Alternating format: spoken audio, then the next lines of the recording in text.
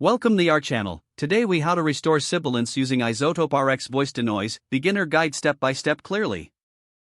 To begin, open iZotope RX on your computer. Import the audio file you wish to restore by clicking on the audio file button. Select the file from your folder and hit open. Once the file is loaded, locate the voice to noise module in the right panel.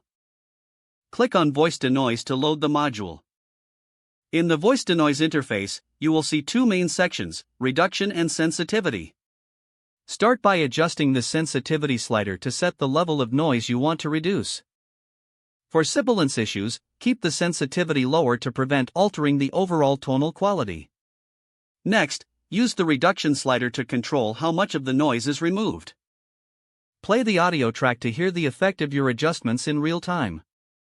If sibilance persists, experiment with the frequency range settings. Narrowing the frequency range may better isolate the sibilant frequencies. Use the Learn button to analyze the audio.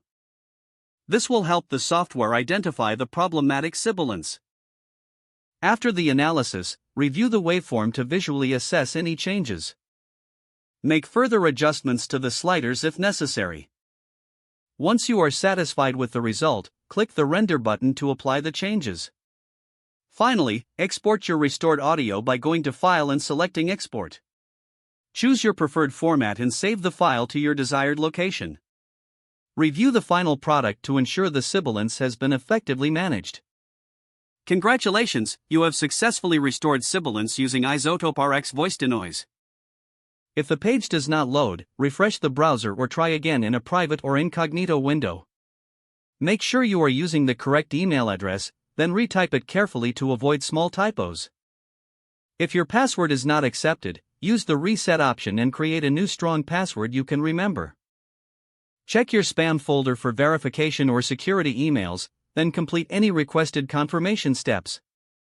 Enable two-factor authentication if available to improve account security and reduce unauthorized access risk. After signing in, review your profile details so your contact information and settings are accurate and current. If you see an error message, note it down and try again after restarting your device and internet connection. Log out when you finish, especially on shared devices, to keep your account and payment information secure. If the page does not load, refresh the browser or try again in a private or incognito window. Make sure you are using the correct email address, then retype it carefully to avoid small typos. Don't forget to like this video and subscribe to our channel for more step-by-step tech guides.